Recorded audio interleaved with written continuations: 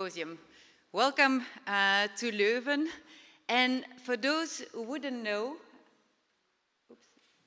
wait.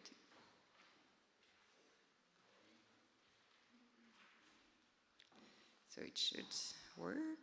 It's not working. Okay. So for those of you who wouldn't know, so Leuven is hosting the Catholic University of Leuven. And next year, so in 2025, we will be celebrating the 600th anniversary of the university.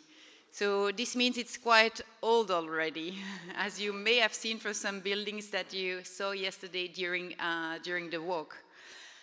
But let's come back actually to lobular breast cancer. I think that what is reassuring is that now, over the years, we kind of see a very continuous increase actually in research on that type of cancer. And this is, for example, a search I did 2 days ago on PubMed for searching for lobular breast cancer and lobular breast carcinoma. And you see that really the publications continue to increase, that the number of groups involved also continue to increase. We still need to do better, but that's already a very good sign. I think what we also can say is that finally also we get some increased attention by larger conferences, by other organizations, and I think in the past years, it's very recent, we did have some dedicated sessions on lobular breast cancer in these large conferences, for example, or that we will have. So there is finally also a recognition from the larger community that we need some dedicated attention.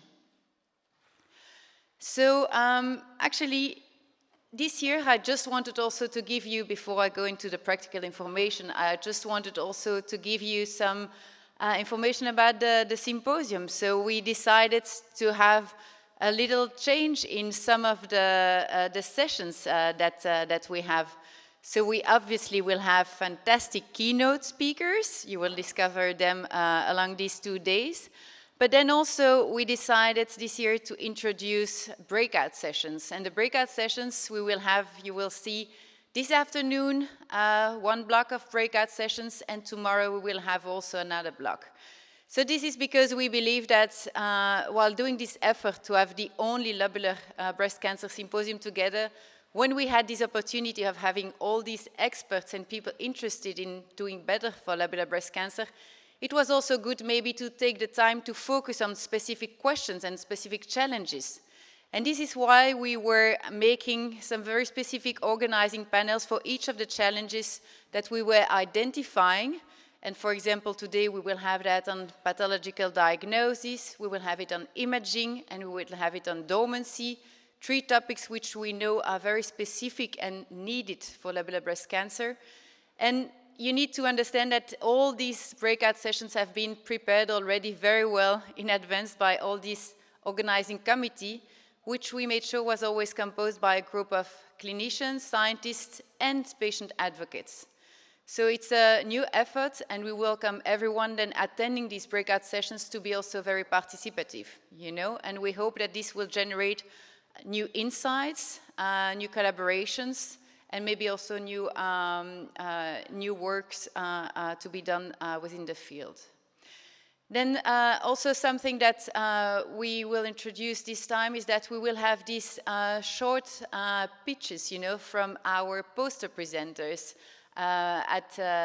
today, so that people could briefly hear also what all the different posters are about, and they could be triggered also to listen and to talk with these different poster presenters during the poster session this evening.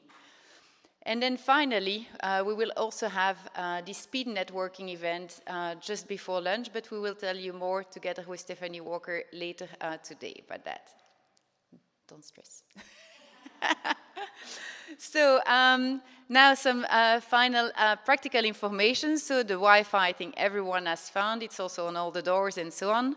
So again, for those of you who require some quiet room, you can go to conference room 6 here at the back of the auditorium. All sessions are recorded. Unless, and will be posted unless the speakers didn't give their consent to. And as yesterday, I would really ask everyone to enter the auditorium a few minutes before the session starts to make sure that we can start on time and that the speakers are not disturbed. Also, I will ask everyone to sign the attendance list every day. We need that every day, please. And then I would ask the speakers and the chairs to make sure to respect the timing of the session, because we have a very full agenda, and I think it's nice to make sure that we can keep the breaks so that people can talk further then and relax. And then finally, at 11, so just before starting the coffee break, we will have a group picture that will take place in the courtyard there. So please, before grabbing your cup of coffee and so on, go there. You will need to look up. We'll take a picture from the window so that we can try to have everyone on the picture. And so now, actually, it is, and also what important is, it's not the last day, but I absolutely also wanted to thank the scientific committee for the help in putting the program together. I wanted to participate, to thank the very active patient advocates for really also putting this symposium together with us, for all the meetings we had, for all the very nice interactions we had also in the development of the many sessions. Then a very, very big warm thank you to the local organizing committee, because without them we could not have had this symposium. And then finally, also I would like to thank the sponsors, which you see listed on this slide, but also on the banner. So also a very warm thank you. So now I actually would like to introduce the Dynami Foundation. So the Dynami Foundation actually will be supporting the lecture, which will take place in a minute. So the Dynami Foundation is led by Flora Mijianka. I'm not sure I'm pronouncing well. She's a very enthusiastic and passionate person who is dedicating her enthusiasm to try to gather money and attention to lobular breast cancer. And recently, they have developed what they call the Lee Paid Memorial Lectureship. And this year, they have chosen Professor Patrick Dirksen as the person who would benefit from this lectureship grant on the occasion of our annual ILCsymposium. And we are extremely proud of that. So Patrick actually obtained his PhD at the Department of Pathology at the Academic Medical Center Amsterdam in the Netherlands. And following his graduation in 2003, he moved to the Netherlands Cancer Institute to study the consequences of inactivation of cell-cell adhesion in breast cancer development and progression. And there he developed 2 mouse models for human invasive lobular carcinoma, biconditional and mammary-specific knockout of E-cadherin and P53. This is really a very important work which has set the basis for a lot of work on lobular breast cancer. In 2007, he joined the Medical Oncology Department as an independent researcher and head of the UMCU Mouse Cancer Clinic. And in 2010, his position was 10 years as associate professor at the Department of Pathology. Today's group is aiming at combining expertise on adhesion molecules, cell signaling, and clinically relevant mouse models to study the downstream effectors of the adherence junction complex that propel breast cancer development and progression. And we know, obviously, that he has a very strong focus on lobular breast cancer. He's also the person who started the European Lobular Breast Cancer Consortium, ILBCC, that Anne Salomon and I proudly are co-chairing. ILBCC aims at better understanding the biological cues that underpin ILC, identify and tackle clinical challenges to improve diagnosis, treatment, and prognosis of this disease. And importantly, since the start, ILBCC is also closely collaborating with many advocates to try to establish a strong EU-based ILC advocacy movement. And finally, Patrick is also a scientific advisory board member of the Lobular Breast Cancer Alliance. So it's therefore my great pleasure to invite Patrick to deliver his lecture here today. Thank you.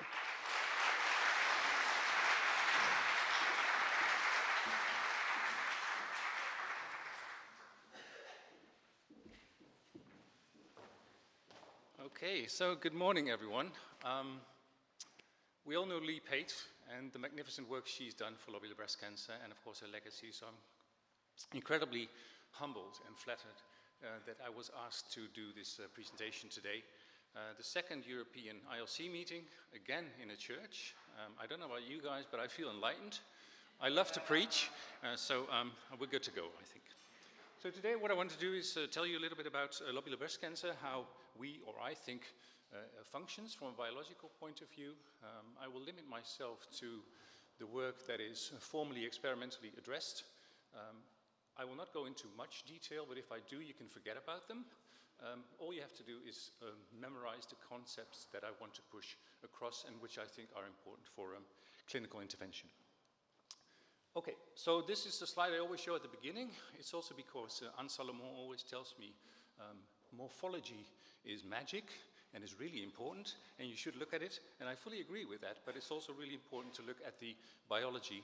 And this is something that was published by Chuck Peru back in the day, defining the molecular subtypes of lobular breast cancer. And why is this important? Because these are the only cues that actually can intervene in a clinical process, so either ER intervention or inhibition by chemotherapy, or recently the immune checkpoint inhibitors. But this is not the full story. These two independent things have to, I think, be combined to have an actual good clinical diagnosis and treatment, and for that I think this is the actual situation. So we have two histological subtypes of cancer, of which lobular is one, a very important one, but also lobular consists of all kinds of subtypes, being the luminal one, the HER2-driven one, and the basal-likes, and that should be taken into effect when designing a treatment. Okay, so these two rascals have defined lobular breast cancer during the war era. So they defined a subtype which they call lobular. I think in hindsight the name is completely erroneous because it has nothing to do with lobules per se, but anyway, they recognized the phenotype and they published this as lobular breast cancer. So this is a bit of a better picture that you all know as well. On the top you see ductal breast cancer, and on the bottom you see lobular breast cancer. And a distinct feature of the difference is that ductal tends to grow in nests, have pushing and invasive margins, whereas lobular have these very particular single file, back in the day called Indian files, type of invasion. And you see, clearly can see single cells. It's a bit difficult to see here if you're not a pathologist, but you can see single cells. However, if you put them into a gel in an experimental condition in the lab, it looks like this, whereas NST gives you an invasive growth pattern that is collective. That is collective, like this. ILC has these single file patterns in single cells. And if you fiddle about with the medium, in this case it's a collagen gel, and you do something with the polymerization temperature of the gel, you can actually induce these typical ILC invasive file patterns. So that's really distinctive for ILC. A bit of history, and I will go back to that in a minute as well. So the first observation that E-cadherin is not present in lobular breast cancer was done by the group of Walter Birchmeier in 1993. You can see that here. This is, oh, I'm pushing the wrong button, sorry for that. You can see here in the top that ILC is E-cadherin negative, whereas this duct is positive. And you can see this is LCIS. The tumor cells are negative, and the cells surrounding it, which are the myoepithelial cells, are positive. So this is the first seminal finding. So the second one was the finding of mutations in this disease. So the first one was reported by Kanai already in 1993, which you can see here. This was only a somatic mutation, so they didn't know at that time whether it was functional. But the real finding came from Geert Berks in the group of Frans van Rooij here in Belgium. They made the actual connection between the existence of somatic mutations and the lobular phenotype.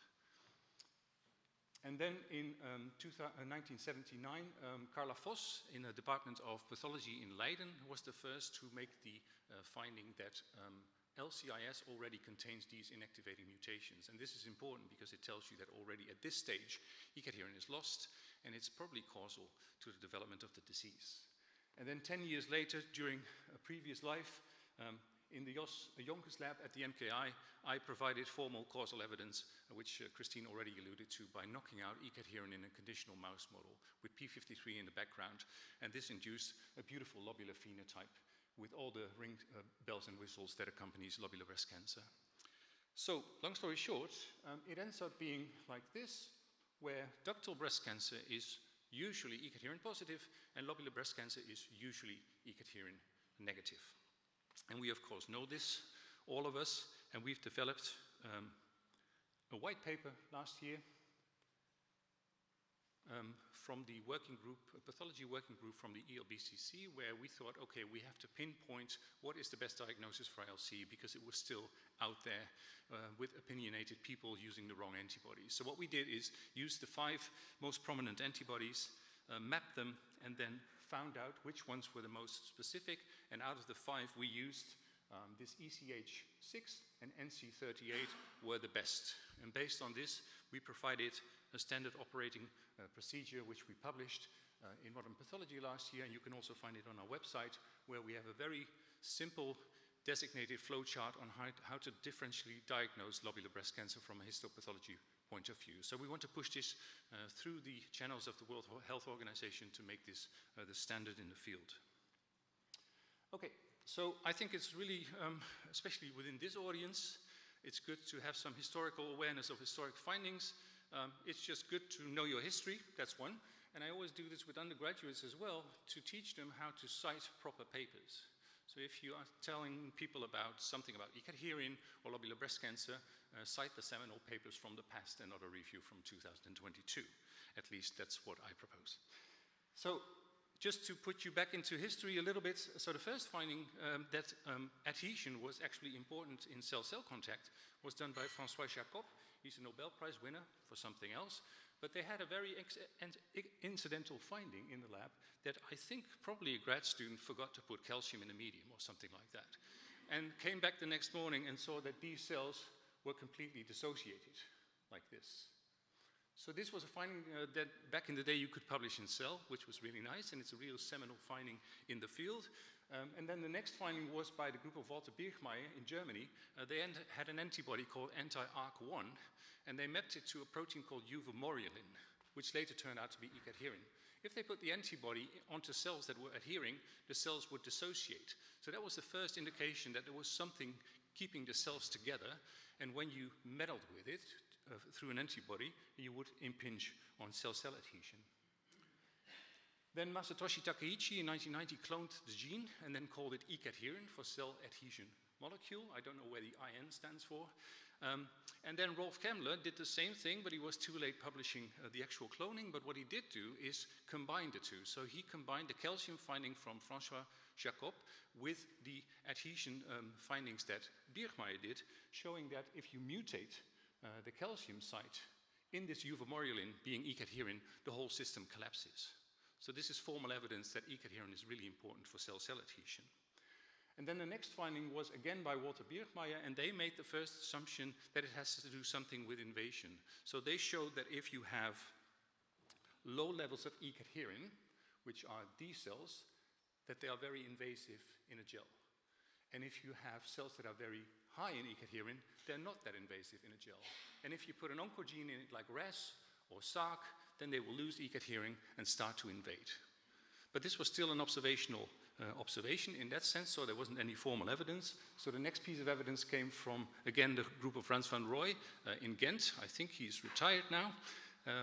But anyway, Chris Flemings in his lab made the first actual formal proof that if you do a genetic inhibition of E-cadherin, you get invasion of cells. So what you see here is a very old-fashioned experiment. It's called a chick heart invasion assay, and what you then do, inject cells into the chick heart and see whether they invade. It doesn't invade here, but if you then meddle with E-cadherin expression, you see that it starts invading. So this was the first formal proof of that. Okay, so a bit on what E-cadherin does. E-cadherin keeps cells together. That's what it does in a normal situation and in some types of cancer as well. So what you see here is two cells. In green, you see the cytoskeleton of the cell. In blue, you see the nuclei of the cells. And in yellow, there's E-cadherin. E-cadherin is placed in between the cells. And this is the first point of contact, what you see. And you see the cells start pushing, and that's why you see these wires. So if you do a cartoon close-up of this, you can see that an E-cadherin molecule binds to another E-cadherin molecule on another cell, and then it binds that to the actin cytoskeleton. So it provides the linkage between the cell skeleton and the other cells. That's basically what E-cadherin does. Now you can see, and I told you already that this is calcium dependent. It's dependent on a very specific site in this region. And we modeled this in our lab, and what you see here in real time is the dynamic interactions between one alpha E-cadherin molecule in blue and the other E-cadherin molecule in red. And what you see here in orange are the calcium ions that are needed for the actual interaction for the X dimer. And this is what actually happens in real time. So if you put this down in a cartoon again, it looks like this. And the reason I'm putting an extra cartoon in here is because I have to introduce the catenins. The catenins are molecules that are absolutely essential for the whole function of this complex. First, you have alpha-catenin. You have alpha-catenin that binds E-cadherin to the cytoskeleton, beta-catenin, and delta-catenin, which we also call P120, and I will come back to that in a minute. Take-home message is these catenins are absolutely essential for the stability of the whole complex. Okay, so what happens if a cell encounters another cell and it undergoes an E-cadherin interaction? So the first thing that happens, it touches the other cell with the E-cadherin molecule. And then it starts pulling and pushing. So you get an increase of forces, which then opens up alpha-catenin. It sort of stretches out and then allows vinculin, which is another molecule, to come in. And vinculin is a mechanosensor. So the more tension there is on a complex, the more vinculin will come in. So that's the first thing that happens. And you see that the forces are building up. So the cytoskeleton is pushing and pulling on this molecule. So the next step that happens is that you get recruitment of a factor called ephedrin.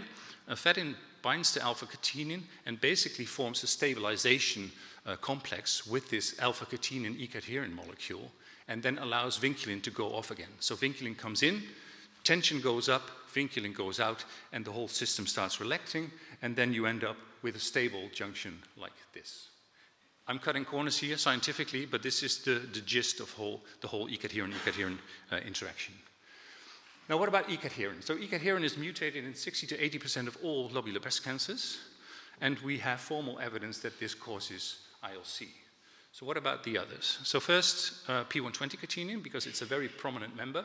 P120 catenin is absolutely essential for the stability of aclassical cadherin. That can be P-cadherin, N-cadherin, OB-cadherin, M-cadherin, all of the classical ones. So we knocked it out together with L. Reynolds. So L. Reynolds did a knockout mouse, we did the breast cancer modeling, and what we saw is that we developed a very high-grade multinuclear metaplastic carcinoma, so we never encountered any ILCs. So P120 is not important for ILC in that sense. To the best of my knowledge, no one has ever tried to knock out beta-catenin. Someone tried it in a polyoma middle T model, but it never developed into breast cancer, which was lobular. And the other thing is that we hardly ever find inactivating or activating mutations in beta-catenin in lobular breast cancer. These two guys are quite important, I think.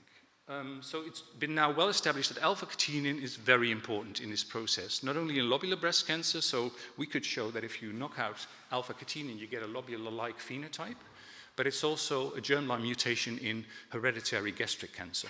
So it seems that alpha-catenin is one of the key players. We now have the same evidence for ephedrin, a paper that will be published hopefully soon, which I talked about last year. Same thing, if you remove ephedrin from the equation, the whole system is disbalanced and you end up with a lobular type phenotype. And I put a little asterisk there because ILC that is dependent on alpha-catenin and ephedrin ends up to be E-cadherin positive. So these are the 10%, I think, or a part of the 10% that are E-cadherin positive, ILCs. And the final one is vinculin. That hasn't been done. Well, it has been done in my lab, but we haven't published it. If you knock out vinculin, you also get lobular-like phenotypes. And we found mutations in vinculin, but they're somatic, and we're not quite sure yet whether they're actually a dominant active or dominant negative. So maybe more on that later in the coming years. Now, all of this is super nice, and we know that this works, but there's a big if and but. So E-cadherin loss is not tolerated in the mammary gland. If you lose E-cadherin, if you model it in a mouse, for instance, all the cells that target E-cadherin are apoptotic. So it's not interchangeable with life. So anybody in the audience know why that is? And maybe the more important question, what should happen before you get cancer? Does anyone have an idea? Scientists can answer the question as well. Ron. You need a survival factor, like a default factor, to allow the loss of E-cadherin to be tolerated. Yes, exactly. So if it's not tolerated, you need something that provides the tolerability. So you need something that basically tells the cell it's okay to lose E-cadherin and you can still survive. So and that boils down to this scheme. Again, it's a bit oversimplified, but I think the take-home message is very valid. First, you need a genetic inactivation or an activation of an oncogenic pathway. In breast cancer, and particularly in lobular, it's activation of PI3 kinase, amplification or mutation of AKT, a deletion of PTEN, or whatnot. I think that's about 60 to 70% of all lobular breast cancers. The other 40 are comprised in part by loss of the P53 activity, either through deletion, mutation, or amplification of MDM2. So if that's the baseline setting, then you're allowed to lose E-cadherin. And that's what happens, I think, in real life. So the main player is E-cadherin. That's 60 to 80%, and then we've been chipping away at these other markers. So catenin alpha-1, so alpha-catenin, ephedrine, vinculin, and the other one is PAR3, for which there is also a little bit of evidence that it induces lobular type invasion. So then you're almost a lobular breast cancer. So we know in the mouse 2 is almost sufficient, maybe a third hit is required, but we know that in humans you need about 5 to 8. So on top of that, you will acquire during the years mutations in other genes, like TBX. I'm a bit of a donkey here, aren't I? So TBX, FOXA, GATA3, and all the others, which are renowned and known tumor genes or tumor suppressor genes, but it is still unclear in what's the effect on the actual cell being lobular and the lobular phenotype. And then, of course, the treatment starts. And treatment is a renowned inducer of additional mutations, such as things we've been talking about yesterday. So estrogen receptor 1, I think ERB2/3 is a nice progression factor. Also, we see more mutations in P53 and IGFR1. So it's the first hit, inactivation of the junction, and all the things that basically propel the progression of the disease.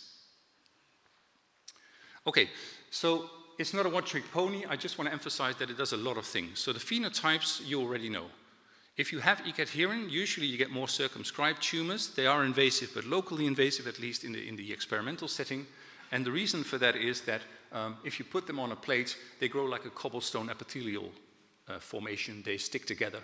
If you put them in a suspension condition, which you see here, most of the cells die. And that's the reason why they don't metastasize in a mouse like this.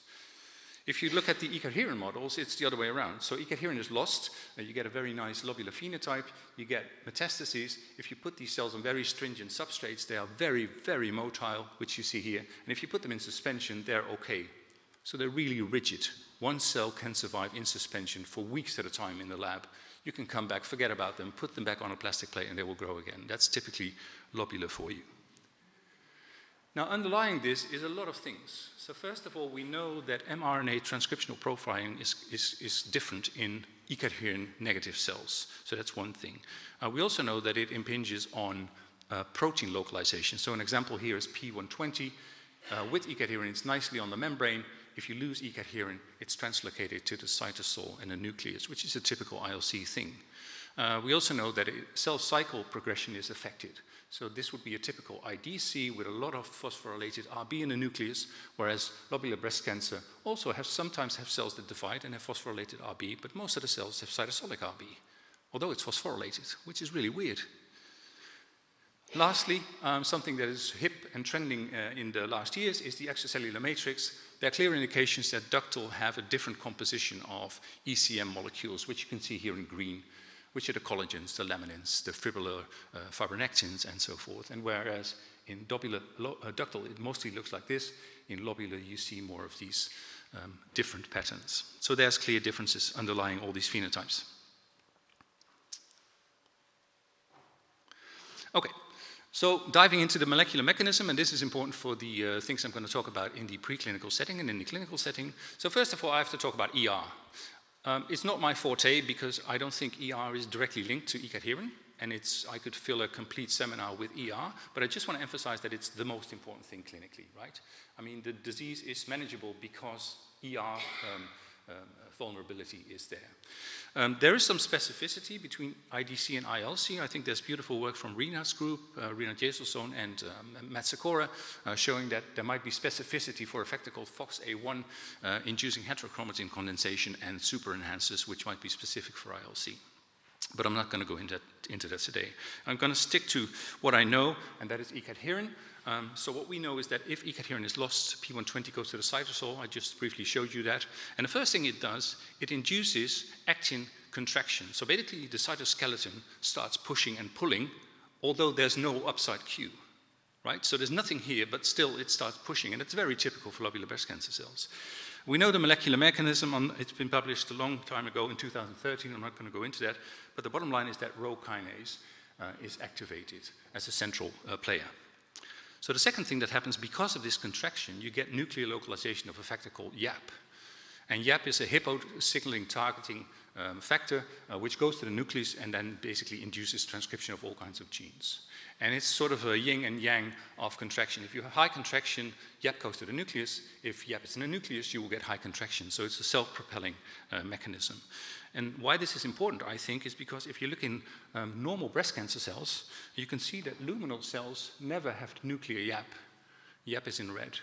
Whereas the myoepithelial cells, the ones that are pushing out the milk and have a lot of contraction, they are YAP positive. So a luminal cell shouldn't have YAP in its nucleus, and lobular cells do. So that might be a cue for future interventions as well.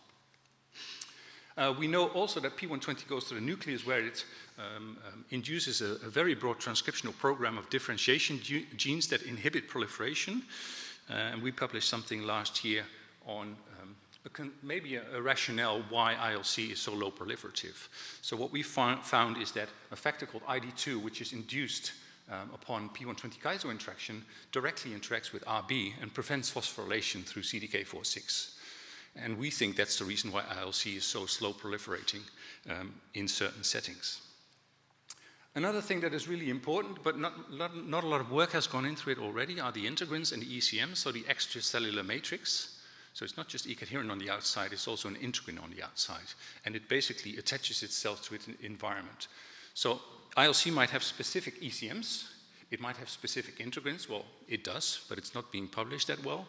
And we know that it activates factors like SARC and FAC, which are again upstream of Rho kinase. So this might be a feed-forward loop in the sense that if you lose E-cadherin, things start contracting, you have specific integrins, and once they get to a certain location, they will propel this pro-survival phenotype. And finally, something I want to go into a little bit further today is growth factor receptor signaling. I think growth factor receptor signaling is super important in ILC. Just to show you a brief overview for the people who are not connoisseurs in the group, you have a growth factor receptor that binds to a growth factor. It signals to downstream effectors. One of them is PI3 kinase, which you all know, I think. And then it acts upon a factor called AKT, or used to be called protein kinase B.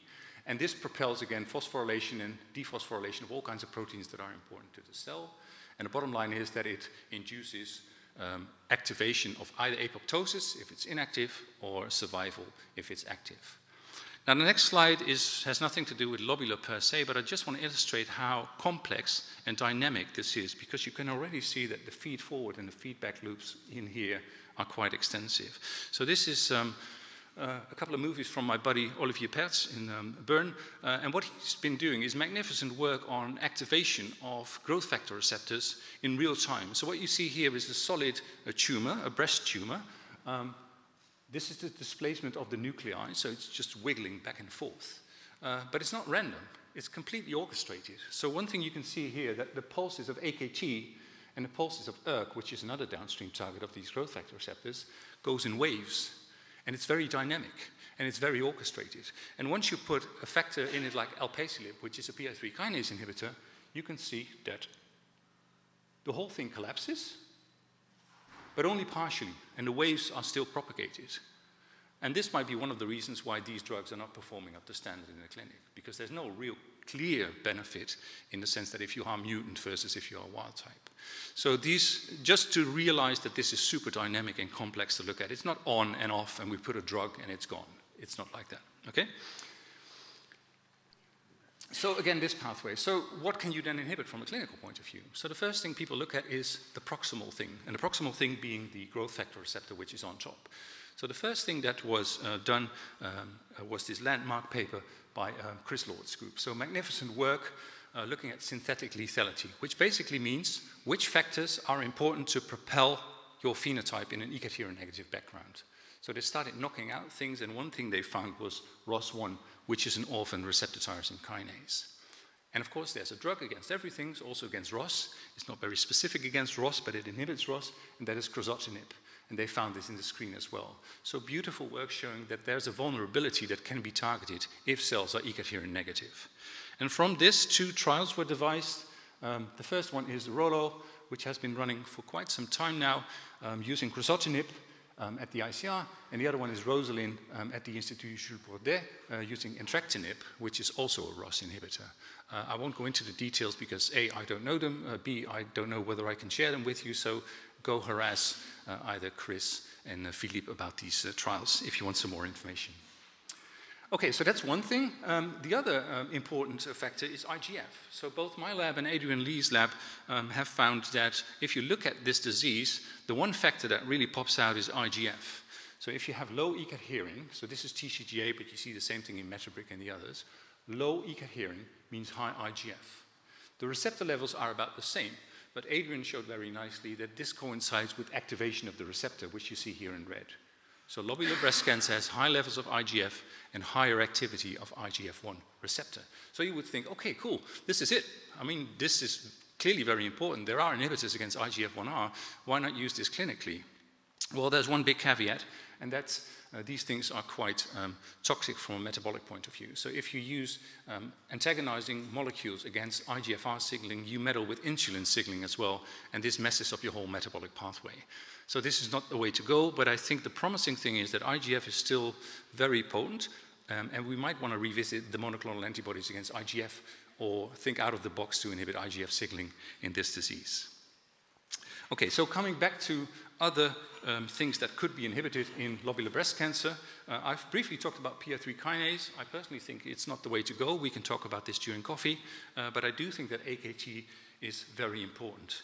And I think it's important because it's very central in this feedback and feed-forward looping activation.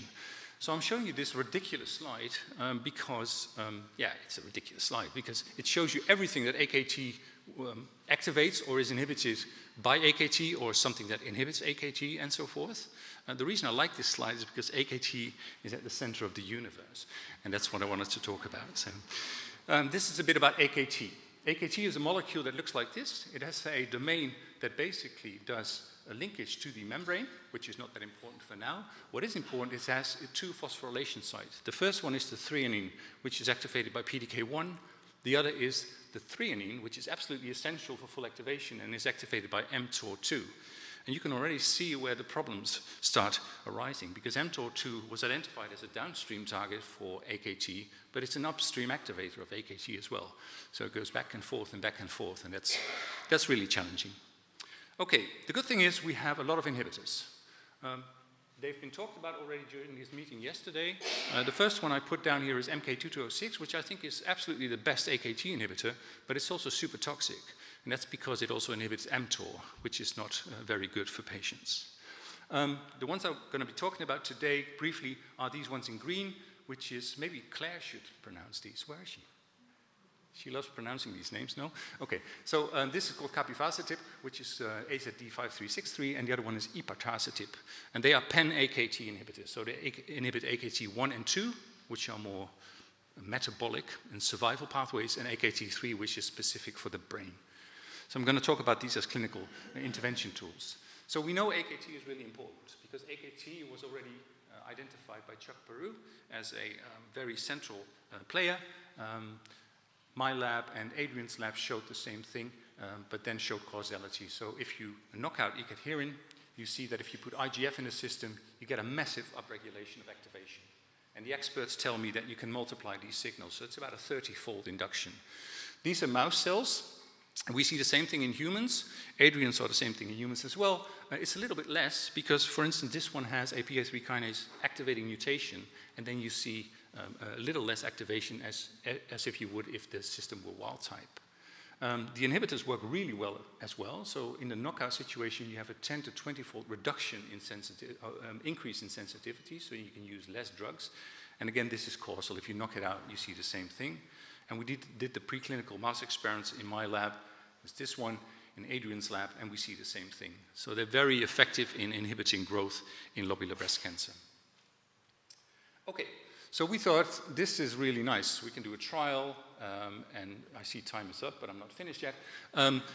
Sabine Lin at the NKI was the lead investigator in this. We wanted to do a trial, AKT and ILC specific using capivasertib. But unfortunately, some of you know the traumatizing experience we had in the group. When this happened, 2 months before the start of the trial, this paper was proffered paper was presented at the San Antonio meeting showing the Capitello trial. So basically what they did is exactly the same, but they did it in the whole ER positive, HER2 negative group. And they saw really nice results. So basically the necessity for Pfizer to do a trial on lobular was completely gone, which is of course really saddening. What is more saddening is they either don't read literature or they don't read my literature, or both.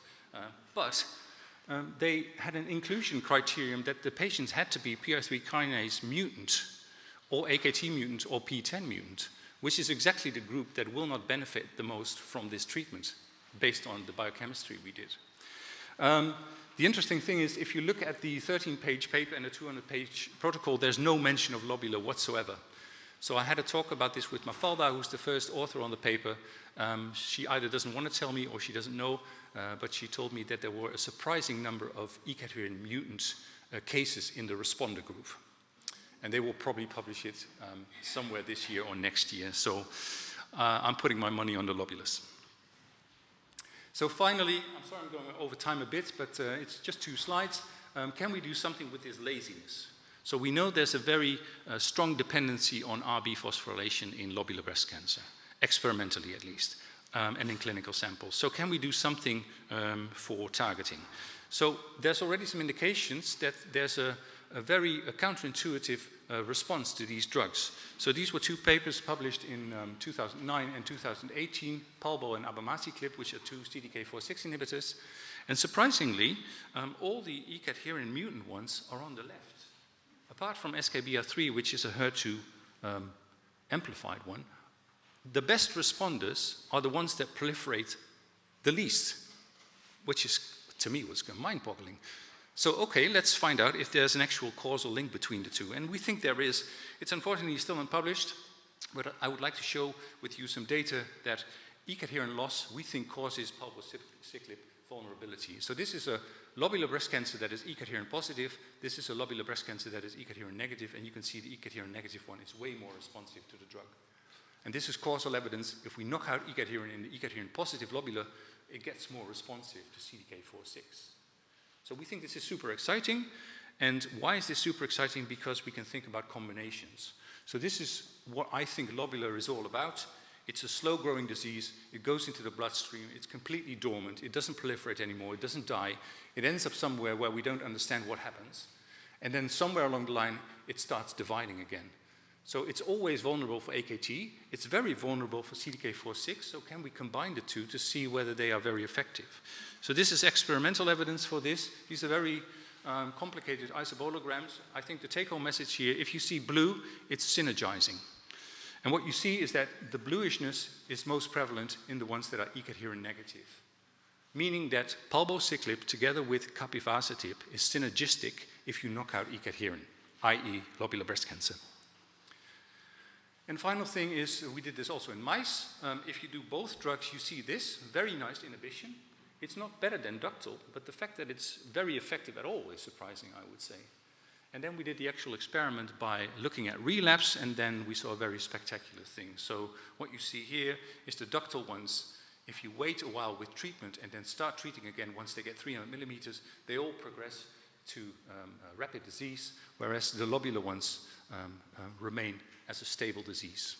It's very toxic, mind you, so we have to still find out what's the best regimen and so forth. Whether you can do this at the same time is also clinically very doubtful, but I think from a proof of concept it looks really promising.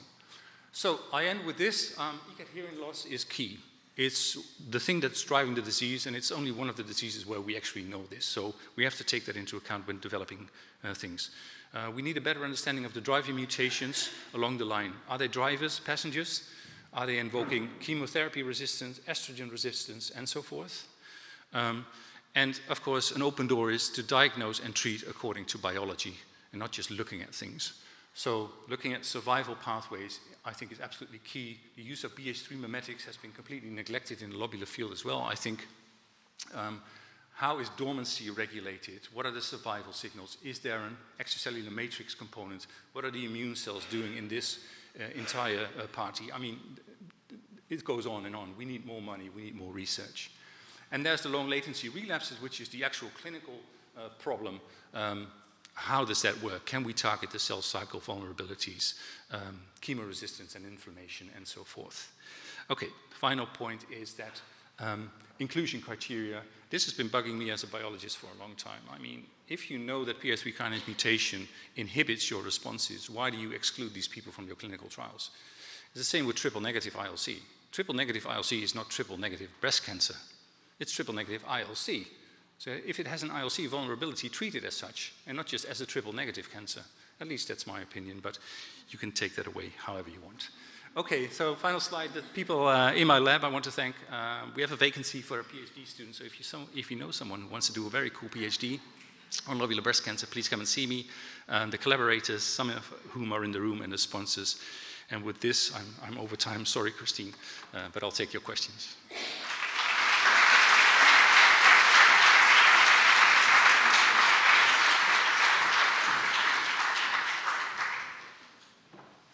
If there is time for questions. No, we will actually not do questions because but I thank you very much and I congratulate you again for this lecture, which was, I think, really a tour de force and a very nice story actually of everything he has accumulated, and a look forward for what we still need to do. So now I would like to invite actually the chairs for the next session. Dr. Philippe Aftimos, Dr. Jason Muabi and Laurie Petiti, so that they could introduce the next speakers. Thank you.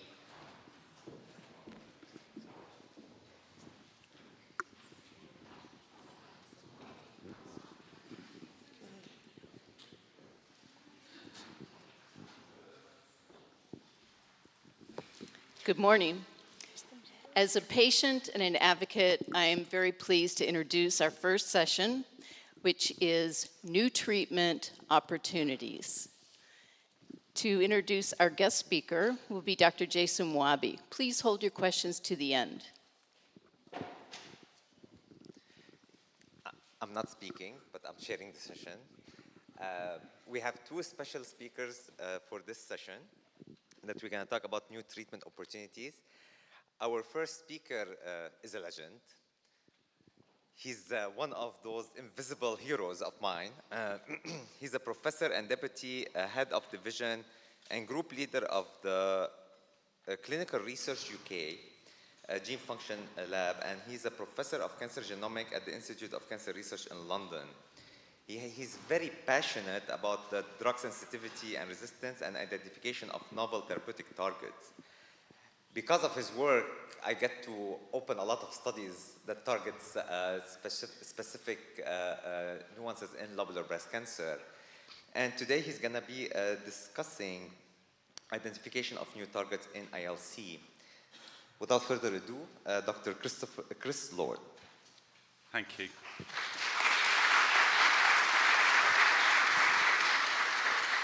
So I've got a tough task because I have to live up to that, and also I have to follow Patrick, and as Christine said, that was a tour de force. So thank you. What I'm going to talk about today is some of the principles that we use in terms of identifying new targets in lobular breast cancer.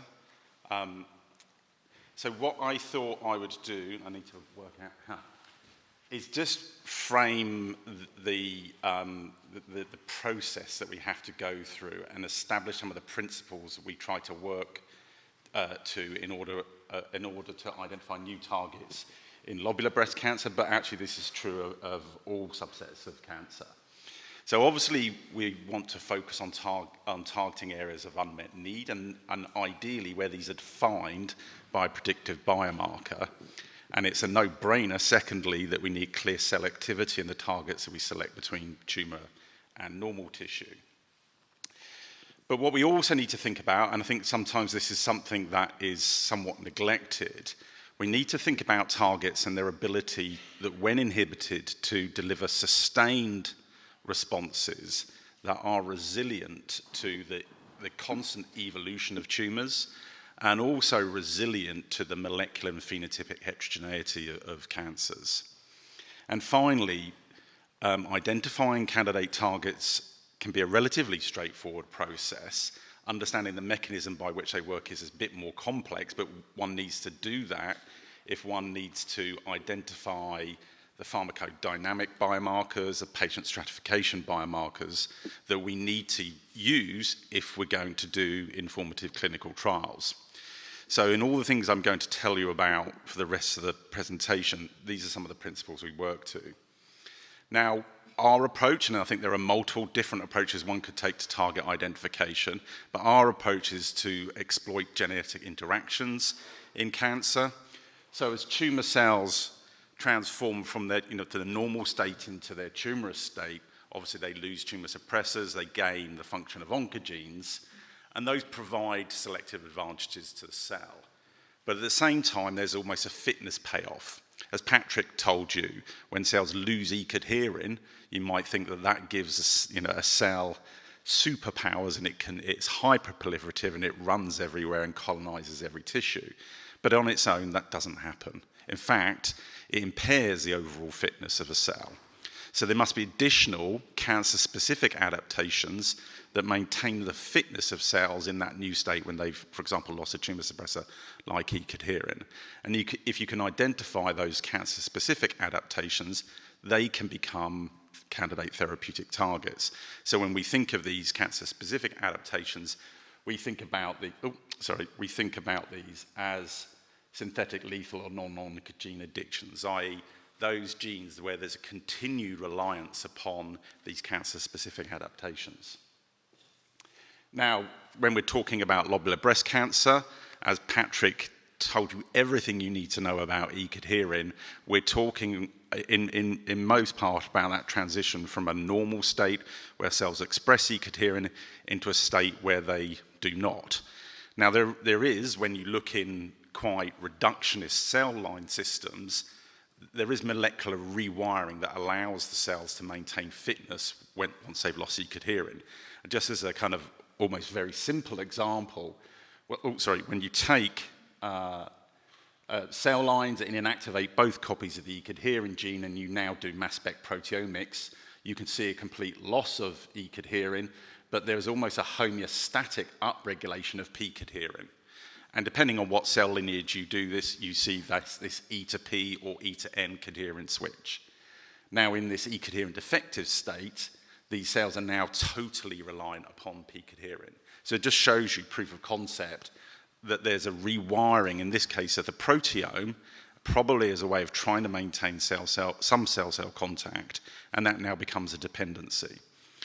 Now, our other kind of reasoning for targeting E-cadherin is it's an early occurring event in lobular cancers, and that means it's going to be present in most, if not all, clones, and it persists into the metastatic state. It's easy to identify as a biomarker.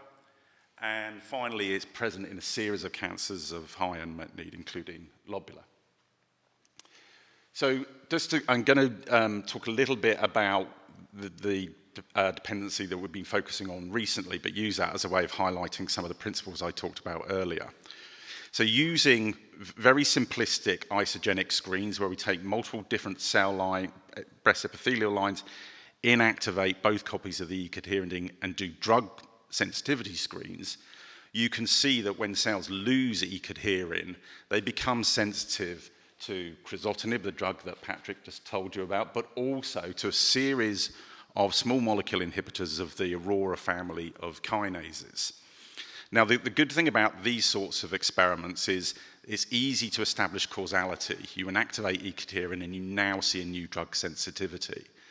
But what this doesn't tell you is how penetrant or robust that synthetic lethal interaction is in the face of the extensive molecular and phenotypic heterogeneity that you see in cancers.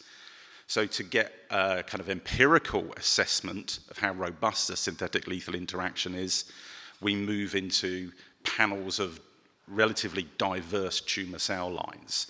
So just to show you an example of this, this is work that Rachel Bruff in my lab did, taking over 200 tumour cell lines that have already had drug screens carried out on them, and then classifying them according to their E-cadherin status, which is bimodal, it's either there or not, and then looking for things that predominantly target the E-cadherin effective cell lines. And then you see, again, a series of different Aurora inhibitors. Now, in kind of following this through, this is work that's been carried out by Will Yang, who's got a presentation later and a poster here. Will profiled a series of different Aurora inhibitors, and there are three main paralogs of Aurora, A, B, and C, and found that this Lilly Aurora A inhibitor is probably the most E-cadherin selective of those compounds.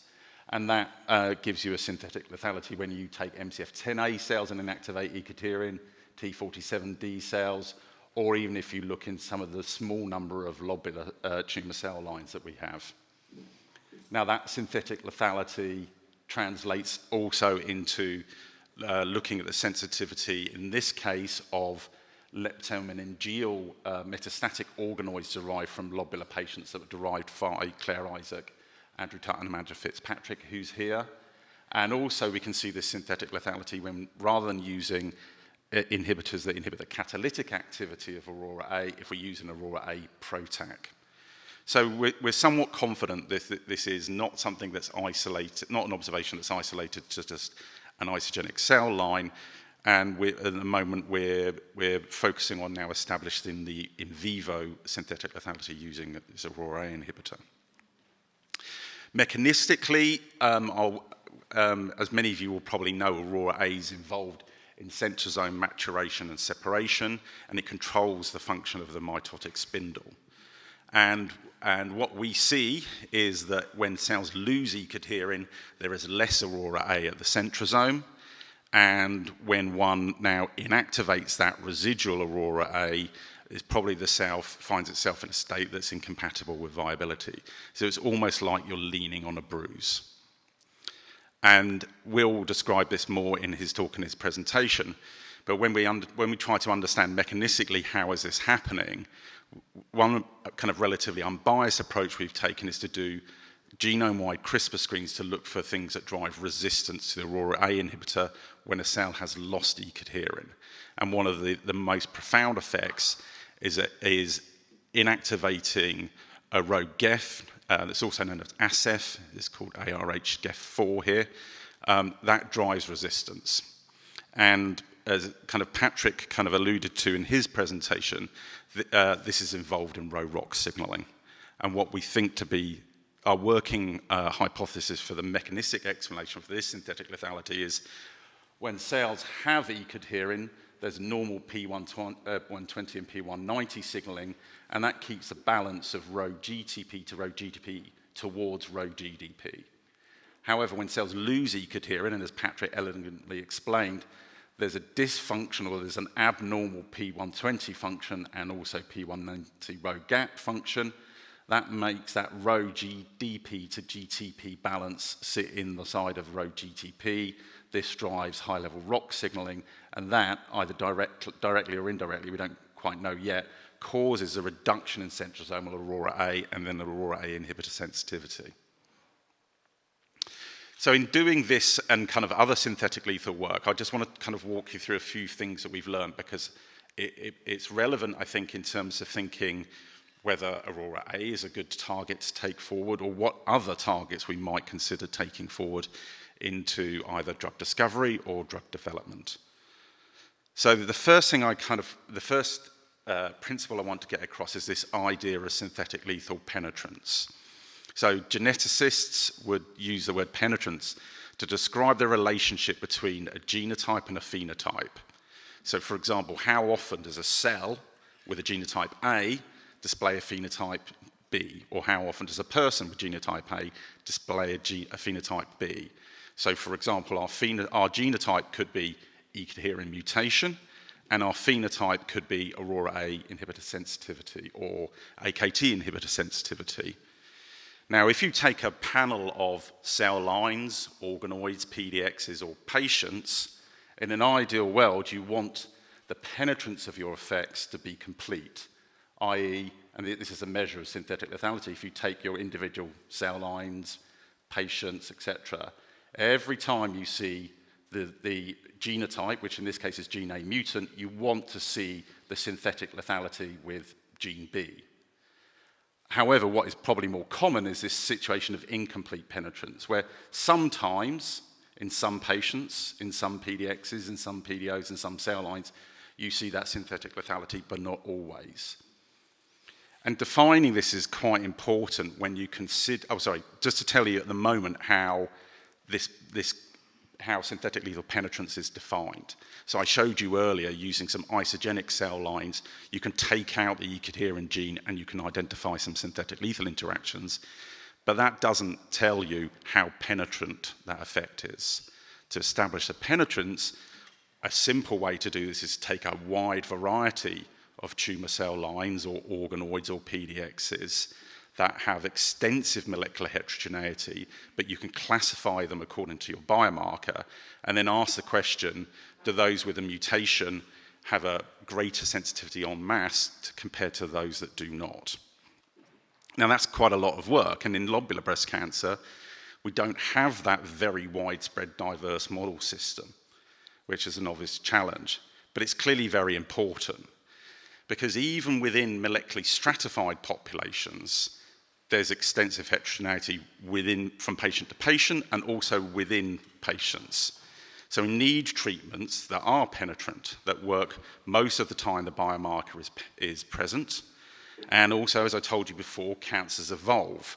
So every time every time the tumor population evolves, that's driven by molecular changes. We want to make sure as far as we possibly can that those additional molecular changes don't minimize the synthetic lethal effect. So this is why penetrance is quite critical. And as I kind of told you just now, this is a challenge in lobular breast cancer because we don't have this wide variety of cellular models, organoids, PDXs, GEMs, that we probably have in other subtypes of breast cancer and in other cancer histotypes. So this makes me kind of think, obviously there's a great effort to generate more model systems, but also we could think about maybe moving away from this empirical definition of penetrance to think about predicting penetrance. And I'm going to explain in a short while how we might want to be able to do that. By the way, I just want to point out that this concept of penetrance is relevant when your biomarker is a gene mutation, like E-cadherin, or even when the biomarker that we're using is lobular.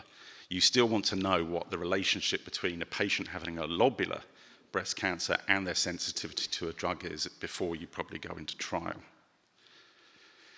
So the second kind of concept I want to get across is when we talk about synthetic lethal effects, nearly always we describe them as digenic effects between two genes. In this case, E-cadherin and Aurora A. But the reality is, when you look at this synthetic lethality, and I would argue all of the synthetic lethalities that have been identified in cancer, they are complex, and I'm using that in the genetic term, and polygenic phenotypes. They involve multiple genes. So I told you that our mechanistic understanding of that E-cadherin Aurora A synthetic lethality is actually via P120, P190, Rho-GEFs, Rho, ROC. So you can kind of think about this relationship as not being a digenic phenotype, but a polygenic phenotype, where you have the two genes that are necessary, but in themselves insufficient for the synthetic lethality, E-cadherin and Aurora A, but also the status of all these modifiers is quite important. This isn't just a kind of conceptual thing.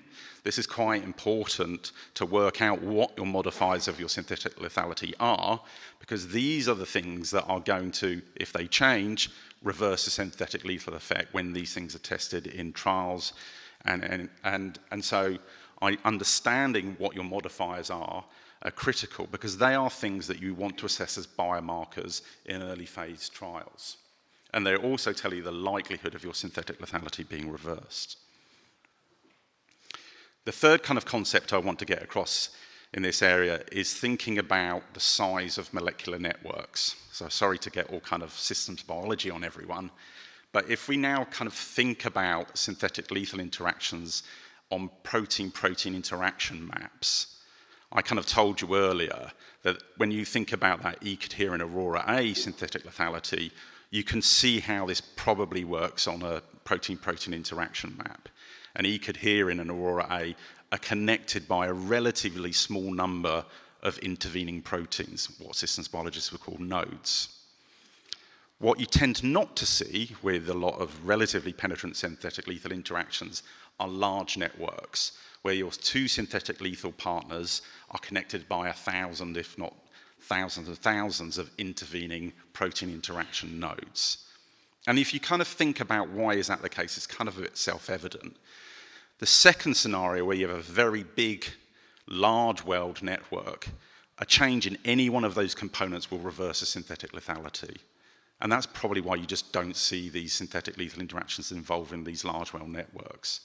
So thinking about those, your synthetic lethal interaction, is it a small world network? Because the chances are, if it is, it's going to be more penetrant.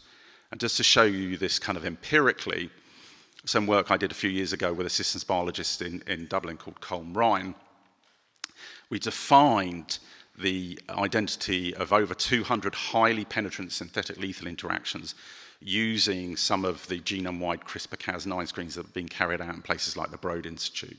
So this is nearly 1,000 tumour cell lines. So once you define the list of the highly penetrant, robust synthetic lethal effects, you now start to ask yourself the question, what characteristics do those highly penetrant effects have that are probably less prevalent in those that have low penetrance? And the pervading characteristic is they sit within small world networks.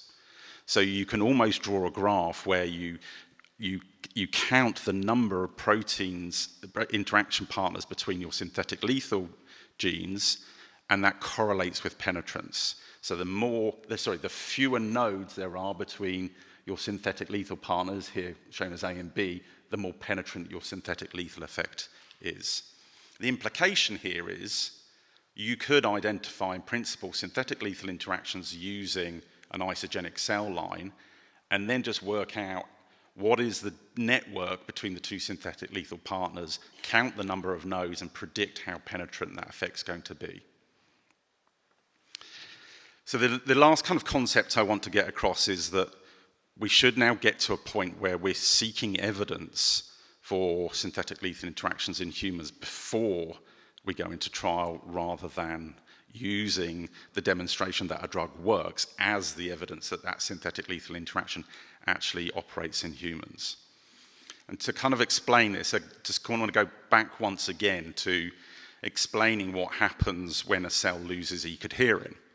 As I said before, there is an adaptive molecular rewiring that allows cells to survive now that they've lost E-cadherin. And as Patrick told you before, the way he described it was that there's a kind of order of events. Cells, for example, have to upregulate PI3 kinase AKT signaling to allow cells to survive the loss of E-cadherin. Another way of thinking about this is that molecular rewiring that maintains fitness. Those things are synthetic lethal genes, i.e. they're fitness genes for cells that have gain or loss cancer driver genes. And this is a concept known as induced essentiality. They're essentially buffering mechanisms for, in this case, the loss of E-cadherin. So one has to ask oneself, when you look at cancers that have clearly lost E-cadherin, is there evidence that their synthetic lethal genes are upregulated or hyperactive? Because if there is, the chances are that synthetic lethal interaction does operate in humans, and therefore it would make more sense to target that rather than the synthetic lethal interaction where there is no evidence in patients. So to try and kind of assess the likelihood of this concept working, with Saeed Haider, one of my colleagues at the ICR, we carried out a reanalysis of CRISPR screens in over 1,000 tumour cell lines to identify for each tumour suppressor the list of synthetic lethal genes, and in parallel went back through all of the TCGA transcriptomic data and to find those cancers where that tumour suppressor has clearly had a deleterious mutation or been deleted. And then just look for the overlap. Just ask the question, are synthetic lethal genes upregulated, more often than you would expect, in cancers where a specific tumour suppressor gene has been mutated or deleted? We're looking for these buffering mechanisms. And the answer is yes, and actually surprisingly, or I don't know, maybe not surprisingly, it's not restricted to a particular tumour suppressor gene. It's actually a phenomena you see with nearly all of the tumour suppressor genes, that their synthetic lethal genes are upregulated when that tumour suppressor is lost or mutated. It's also not restricted to an individual cancer histology, but you see it across different histologies, and you don't just see it in the TCGA transcriptomics, you see it across studies. So just to show you as an example, what you can see plotted down here are the list of genes that are synthetically lethal with losing the RB1 tumour suppressor that Patrick just talked about, and those that are hyperexpressed when cancers have lost RB in 5 different cancer histotypes. And you can see that the really profound synthetic lethal interactions are truly hyperexpressed when the cancers have lost RB. And then a completely different example, when you look at cancers that have lost the genes involved in DNA repair by homologous recombination, i.e. BRCA1 and BRCA2, you can see they are also hyperexpressed in cancers where those defects occur. And this is not just true in the TCGA breast cancer data, but it is true in a SCAN-B, a triple negative data set. It's also true in advanced prostate cancer and also high-grade serous ovarian cancer. So it's quite a pervasive phenotype. This also works, and this is relevant here, in the case of E-cadherin. So now when you stratify either breast or gastric cancers according to those that have lost E-cadherin versus those that have not, and then you look to see whether those that have lost E-cadherin, have they upregulated E-cadherin synthetic lethal genes? Again, the answer is yes. So this is on TCGA transcriptomics. Now there's a small number of tumours that have had whole-cell proteomics carried out on them from the CPTAC study. So for example, when you look in ER-positive TCGA cancers, and you look at a series of synthetic lethal genes, in general, you see that they are upregulated when in those tumours that have got E-cadherin deleterious mutations. And again, thinking about the Aurora A example I showed you earlier, multiple components in that signalling cascade are upregulated. So I think where we're getting to the point here is we've established that the transcriptomes, at least, and possibly the proteomes of tumours, in part, their composition reflects the tumour suppressor genes that they have lost and the synthetic lethal interactions that are put in place in order for those tumour cells to survive. Again, it's an idea of this adaptive molecular rewiring. So this brings me to my final point. We know that in lobular breast cancer, we do have a relative scarcity of model systems, and that means empirically establishing penetrance by just taking 20 cell lines or 20 PDXs, 20 organoids, or even bigger numbers of those is quite challenging.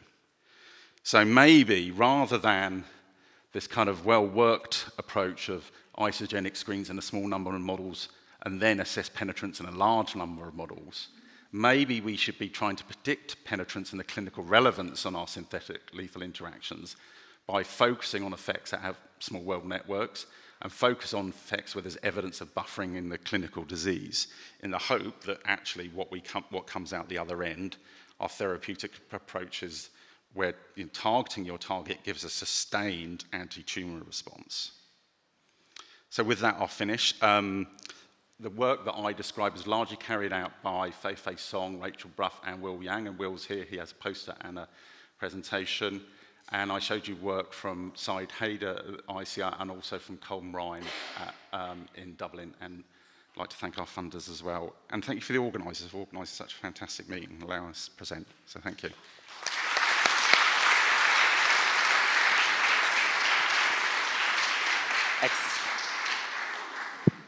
Excellent presentation. Thank you so much. We're going to keep the discussion session toward the end. Okay. So I'm going to give it to Marshall. So now it's my pleasure to introduce Dr. Anbose. So Dr. Anbose is Associate Professor of Oncology in WashU in St. Louis. He had completed his MD PhD at the Memorial Sloan Kettering and then did his oncology training at Johns Hopkins. And since more than 20 years, he is now working at WashU in St. Louis. I learned about HER2 activating mutations in his 2013 cancer discovery paper. And it's my pleasure to introduce him today for a talk called HER2 and HER3 mutations in lobular cancer. Dr. Bose. Thank you very much. It's an honor to be speaking here to you all today, to be surrounded by these beautiful stained glass. Before I start my talk, just two quick things. The reason I'm wearing a mask is I have a cold, so hopefully you can hear me clearly through the mask. I'm going to be building on some of the topics that Dr. Optimos and Dr. Dirksen have talked about. My talk, when I was preparing this, I primarily aimed it at scientists and clinicians. So my apologies to the advocates. If there's something I say that is not clear, please ask in the discussion section. Okay. Disclosures with Puma Biotechnology and Genentech. So the two largest reasons that HER2 and HER3 mutations are important in lobular breast cancer. Number one is the NCCN guidelines, which are shown here. For those of you who are not familiar with them, the NCCN guidelines are the US guidelines that medical oncologists use to select treatments for cancer patients. And there are guidelines specific to each major cancer type. So there is a breast cancer guideline. There's not one for lobular per se, but there's a breast cancer guideline. In the last 2 years, the HER2 mutations have been included in these guidelines as a target that can be used for patient treatment. Whoops, that's not what I wanted. As you see here. And they say that the presence of these mutations can guide treatment in certain circumstances. We use this in the second line situation after a patient has received a CDK4/6 inhibitor, such as ribociclib, abemaciclib, or palbociclib. The second reason that these mutations are important for lobular breast cancer is because they are enriched in lobular breast cancer. So generally about 5 to 7%, the numbers can be a little higher depending on which study you quote, of ILC contains HER2 somatic mutations. When I say somatic, what that means is it's mutated in the cancer. This is not an inherited mutation. This is not like BRCA1 or BRCA2. When a geneticist looks at the pattern of mutations, what they notice is you have missense mutations where one amino acid is changed to another. Glycine to alanine in the biochemist's notation, for example, at 309. And a pattern of clustered missense mutations is exactly what we see in the well-characterized oncogenes, KRAS or PI3 kinase. So when my group came across this pattern of clustered missense mutations, this was a strong genetic signature that this is an activated oncogene that's driving the cancer. And as Dr. Dirksen alluded to, you have to have a pro-survival factor prior to the E-cadherin loss. And I would speculate, and I don't have any evidence, but I would speculate that in many cases where a HER2 mutation is present in ILC, that this is one of those pro-survival events that precede the E-cadherin loss. So when you look at all HER2 and HER3 alterations, the percentage of ILC patients affected becomes now 14% when you include HER2 mutations, HER2 amplification, and HER3 mutations. So the outline, the 4 major areas that I'm going to be talking about in this talk. Let's start with looking at the genomic studies, next generation genome sequencing, NGS for short, as well as the preclinical experiments on HER2 mutations. So in 2010, I was working at my university along with Matthew Ellis, our director for breast cancer, on a couple of trials involved with neoadjuvant aromatase inhibitors. So patients were getting letrozole, as you see in the preoperative letrozole trial, POL, or getting a choice of 3 different aromatase inhibitors in the Z1031 trial, which was a cooperative group trial run by the then US cooperative group called ILCsymposium. And in these trials, what would happen is a woman with a mass in the breast would be given 4 months of therapy with an oral aromatase inhibitors, and then go for surgery. And the cancer would be biopsied before start of the aromatase inhibitor and subjected to genome sequencing, as you can see here. This was back in the day when we could only do genome sequencing on frozen tissue, before the ability to do genome sequencing on paraffin-embedded tissue, which we now so heavily rely on, was available. This diagram here is a sketch of an individual individual patient's cancer genome. For those of you, again, who like history, it's called a Circos plot, but it's not so much used anymore. But I still find it a very elegant representation of an individual cancer. So we came across a very interesting case as we were conducting this study. Patient number 14 is a postmenopausal woman with ER-positive, gene amplification negative breast cancer. She might probably be termed HER2 low in the modern classification. And her baseline biopsy shows a HER2 somatic mutation at valine 777, which is changed to a leucine. So a simple thing that a molecular biologist will do is pull up the sequence of HER2 and compare it with its close family members.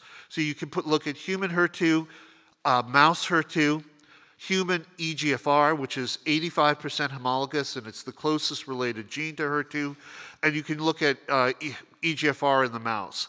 And what you see is that valine is a conserved valine across those different genes.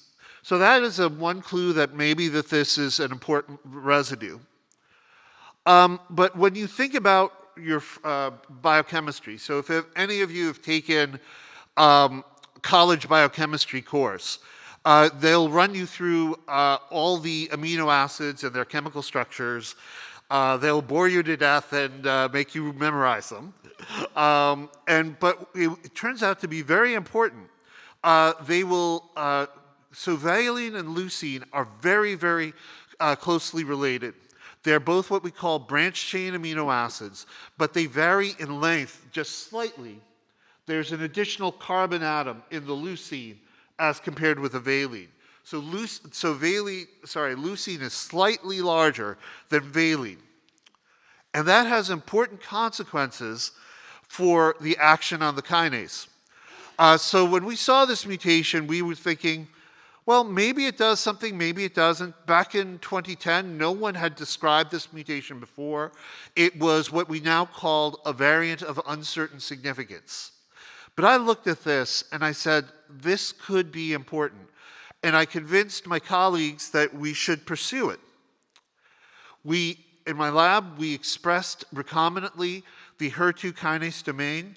We assayed it, and I was just flabbergasted when we got this result. You see a 20-fold increase in the activity of HER2 with this subtle mutation.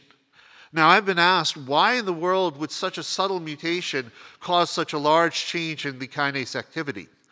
And I like to draw a little analogy. Since we're here in Europe, I'll use an analogy of a Mercedes-Benz. I went through Stuttgart on the way my traveling here. If you want to improve the performance of a Mercedes-Benz, you're not going to lift up the hood and start whacking at it with a hammer. You're going to go in a very selective way, tweak a valve here, make a small change there. And that's how you're going to boost the performance of that kind of an automobile. I kind of view the same way with HER2 and this mutation. So is this an isolated case? No, it's not. In our initial study, we identified 25 patients who had HER2 mutations in their cancer. And what you're seeing here, each circle, each blue circle, represents a patient. And again, as I alluded to, you have the clustered mutations. And I mentioned before the mutation frequency. Higher in lobular breast cancers.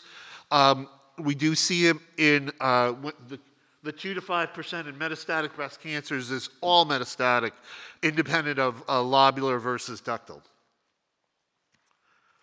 Okay, so to quickly run through the science in the lab, so we showed that increased kinase activity, increased signaling in cell lines, and you can now start to define, okay, what is the best drug that we should use for these mutations?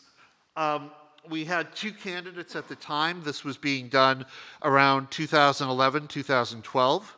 We had neratinib and lapatinib. Both of these, lapatinib was FDA approved, neratinib was in phase 3 clinical trials. We tested both drugs, and you can see that the lower number here for neratinib is very important. It's very potent in inhibiting these mutations. One of these mutations, which represents about a quarter of the mutation cases, is resistant to lapatinib. You can see these bands are still persisting even in the presence of lapatinib. And the cells that are being treated with, that have this mutation, are not killed by 10 micromolar lapatinib, whereas they are being killed with 15 nanomolar of neratinib. So that result suggested to us that neratinib would be the best drug to take forward based on the choices that were available at the time. We did also track trastuzumab, which is Herceptin. I'm not going to show that here for interest of time. So we launched the phase 2 clinical trial, which I called MUTE-HER, for HER2 mutations, to study this. And I'll come back to this slide in a moment. Let me take a segue over into HER3 mutations. So we're working on a very nice collaboration project with Dr. De Sept back in 2015, 2016. Her group was looking at mutations that were more prevalent in ILC than IDC. And they came across the finding of increased prevalence of HER2 and HER3 mutations, also PTEN and AKT, as in ILC compared with IDC. You can see that from the graph here. They're off the diagonal. The mutations in HER2 are what the pattern of what we saw before. Mutations in HER3, and the reason I've colored them so will be obvious in the next slide. They saw this interesting mutation at the end of the kinase domain of HER3. And that was really quite striking. And Dr. De Sept and I were talking at the San Antonio Breast Cancer Symposium, and I said, I know exactly what these mutations are doing. I could demonstrate it. I could diagram it for you. And she invited me to be part of the paper. And so this HER3 mutation here is right at where HER3 and HER2 contact. So if you imagine your hands coming together as HER2 and HER3 contacting, this is one of the knuckles, just right there. So that contact surface mutation was very interesting.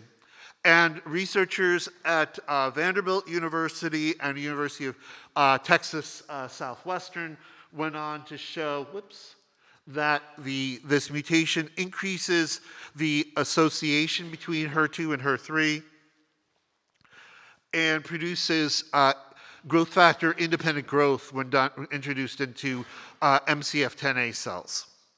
Now, the ideal drug to target HER3 mutations has not been defined.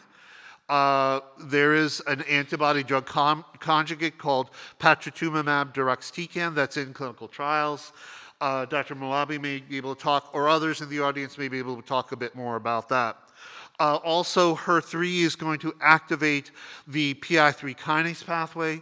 So one could think about alpelisib or capivasertib in the situation of HER3 mutations, but there is no data yet on those. So let's go into what are the data for HER2 mutations? How did this become in the treatment guidelines? So there are 3 clinical trials that have looked at this in using neratinib-based regimens. The MUTE-HER trial was the trial that I and my colleagues launched. So we screened patients, we screened patients for HER2 mutations. If you had a HER2 mutation, you were given neratinib at a standard dose. And like most phase 2 clinical trials, single arm, you continued on it until there was either, for as long as the drug worked, or as long as the patient could tolerate it. The primary objective is clinical benefit rate, as Philippe Aftimos alluded to yesterday. We are including people who have bone-only sites of metastasis, and therefore they cannot be, their disease response cannot be measured by standard RECIST criteria. So by including patients who have stable disease for greater than 6 months, we can include the bone-only patients. This was a 14-institution trial conducted in the US and Canada. Quickly, the patient characteristics. There were 31% were lobular, 94% were hormone receptor positive, estrogen receptor positive, sorry, and that is the pattern of HER2 mutations. It's predominantly seen in ER-positive cancers. All of the patients had to be HER2 non-amplified. That was a trial eligibility requirement because the HER2 amplified patients already have plenty of drugs and options for them. So we were specifically interested in the mutations that are occurring in the non-amplified population. And the patients had quite a few treatments previously for metastatic breast cancer, median number of 3, but the maximum was 10. And we had a nice result in this clinical trial. So one patient, patient number 15 here, her cancer disappeared entirely on serial CT scans. That's called a complete response. You can see the duration of response here. Some of these patients had bone-only disease and stayed on neratinib here for 32 weeks is 8 months. This patient approaching 1.5 years. So the clinical benefit rate was 31%. The median progression-free survival was 16 weeks, and the duration of response was 32 to 47 weeks. And for a single agent, oral drug, in a patient who would have otherwise been offered chemotherapy when this trial was launched, this was an impressive result. Now, granted, we want to go further, but this is proof of concept that neratinib targeting of HER2 mutations in metastatic breast cancer clinically makes sense. So another group at Memorial Sloan Kettering ran a parallel trial called the Summit trial, and gratifyingly, they saw the same results as us in terms of median progression-free survival and clinical benefit rate. Both we and the Summit trial combined neratinib with fulvestrant because the vast majority of these patients are ER positive.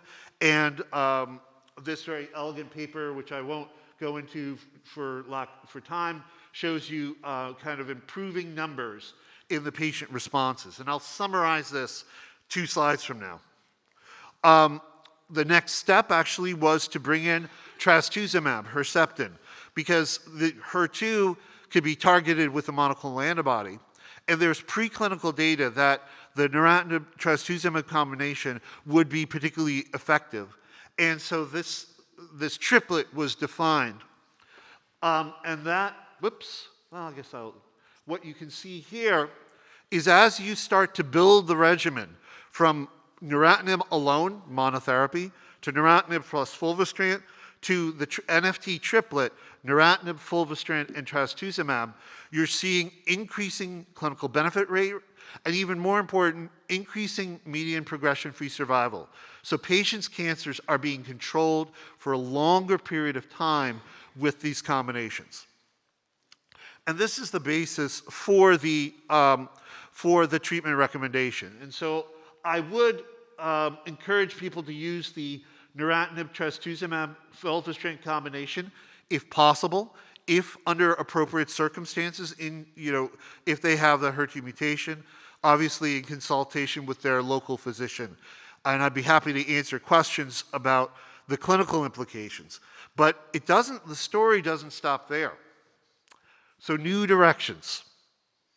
So I will talk about an antibody-drug conjugate, trastuzumab deruxtecan, which has been of tremendous interest in the medical oncology community.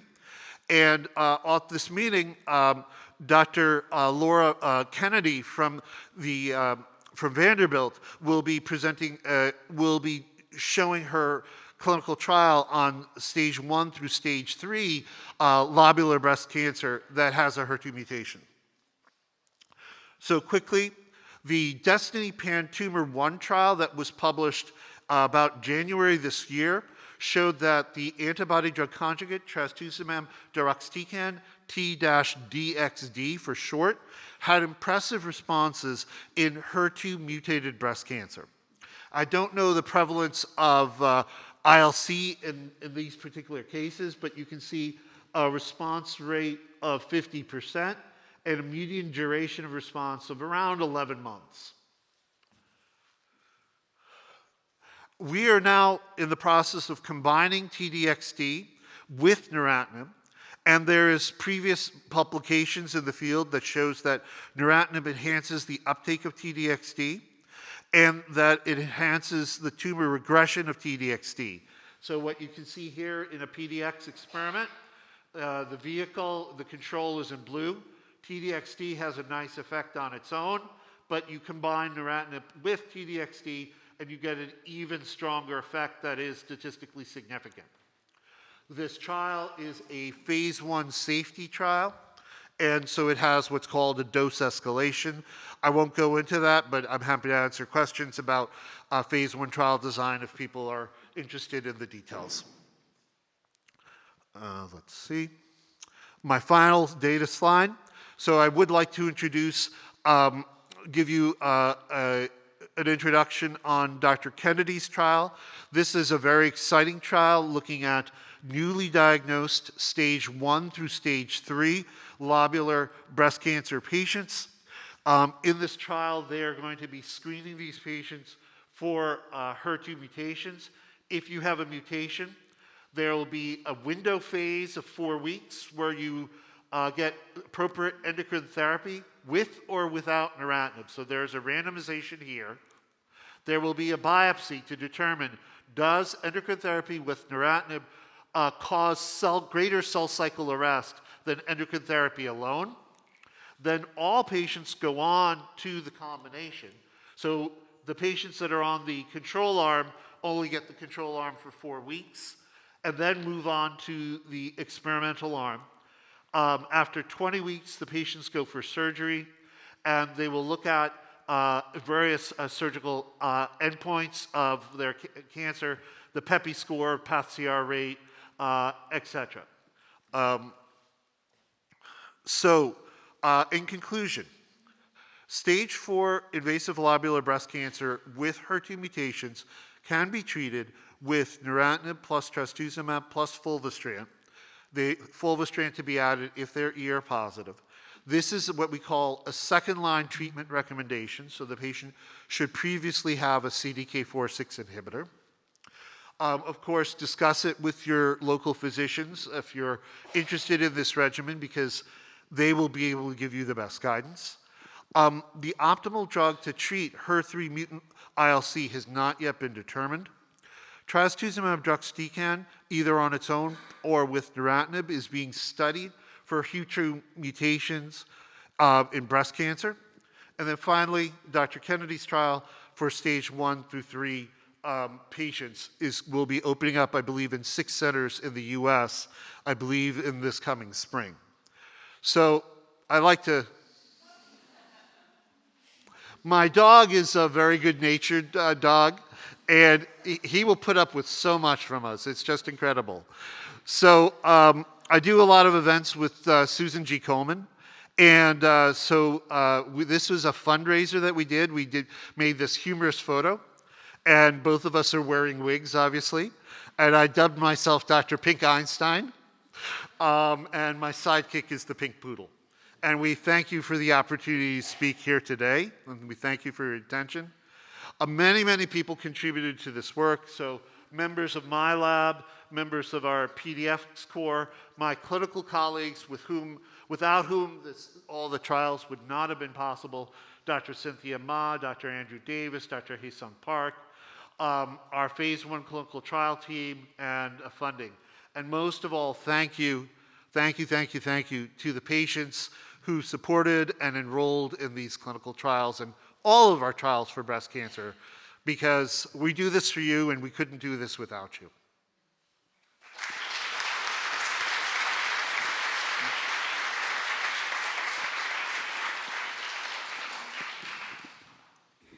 Questions?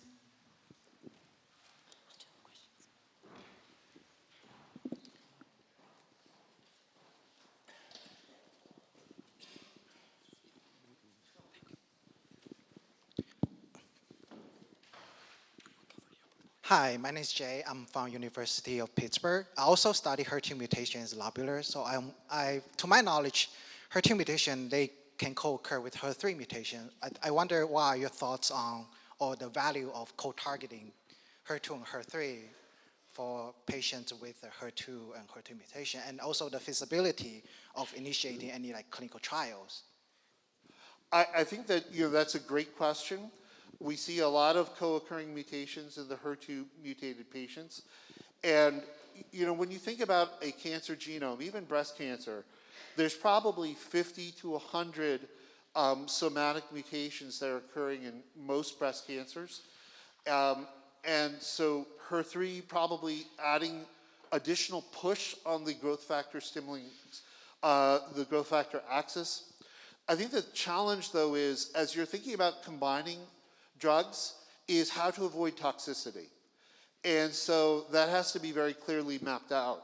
We have not looked at the HER2, HER3 co-mutated combination per se. Thank you.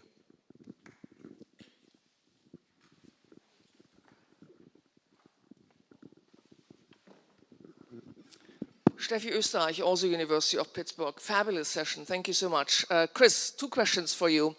One is on the upregulation of the synthetic lethal dependencies.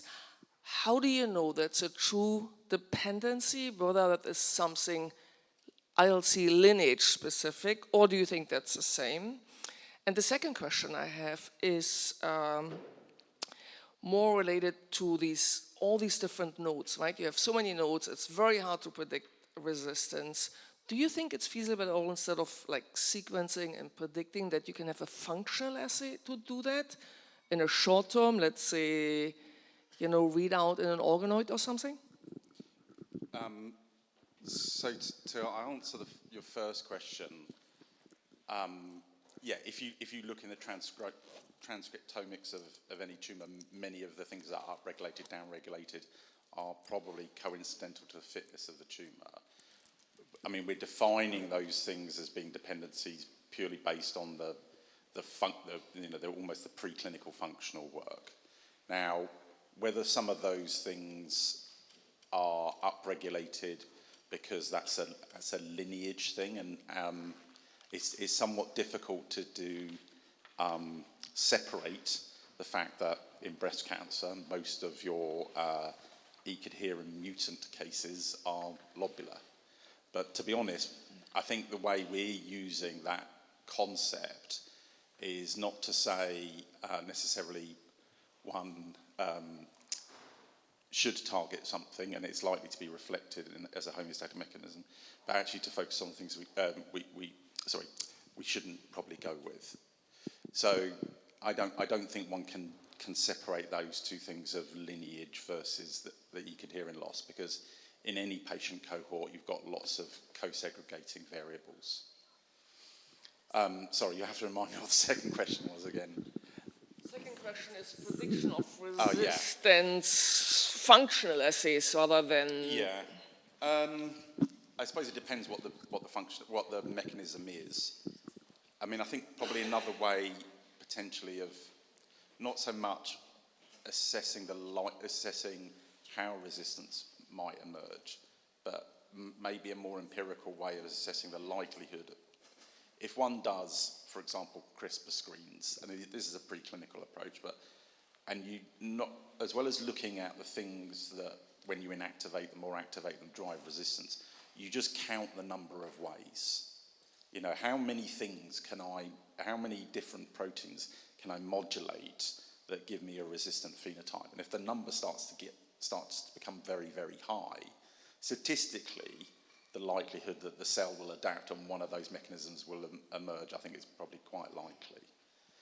But in terms of a functional assay that one could use in a ex vivo to predict resistance, I'm not sure we're quite there yet. Sean Egan in Toronto. I was interested in the HER3 mutations, and I know you may not have a lot of them, but do those tend to be found in primaries but not METs, whereas HER2 mutations are found in METs, just because HER2 can activate PI3 kinase signaling through HER3, but also activate RAS pathway on its own, so RAS being associated with metastasis. Is there a difference in survival or presentation? Yeah. So I have not worked specifically on the HER3 mutations. I've really focused on the HER2. We think some of these cases are truncal, that they are present in the primary, though we have not defined the exact percentage. There are known to be acquired HER2 mutations as well, and the work of Nick Woggle at Harvard MIT has looked at that. I believe it was a 2018 or 2019 paper in Nature Genetics that looked at acquired HER2 mutations, so as the cancer is undergoing treatment. But we think that at least that a sizable percentage of these are present in the primary. Maria Kirsten from Charité. Just a question regarding resistance. With the arrival of ribociclib in clinic in the adjuvant setting, I just would be interested in your clinical opinion, because I feel very, reluctant, or I'm conscious about giving patients who would, with an ILC, giving ribociclib in the adjuvant setting in light of the PADA-1 trial and resistance mechanism. What is your recommendation regarding that? So let me take a first crack at that, and then I will pass the microphone down, because Dr. Moabi or Dr. Aftamoso may also have some comments. So I'd say my philosophy, kind of my inclination is when resistance is developing, I'd like to know why. What are these particular alterations that are occurring? Is it a loss of RB1? Is it an activation of PI3 kinase AKT? Is it an activation of HER2? Because knowing what is triggering the resistance to ribociclib will then dictate your next step.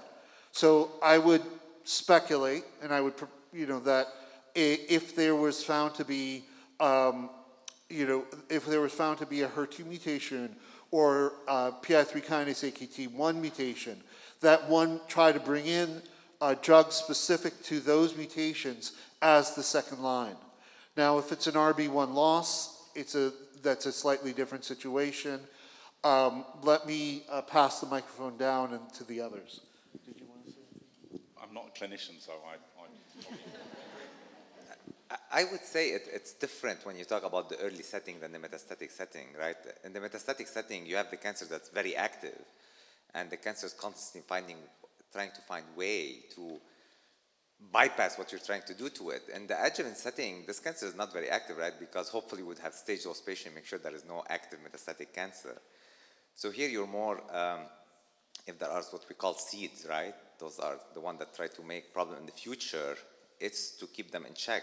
And those will not usually develop those type of acquired resistance. And case in point, a lot of time when we treat with AIs and the cancer came back, you don't have ESR1 mutation right away in the vast majority of cases. It's acquired as a treatment selection once you start treating metastatic cancer.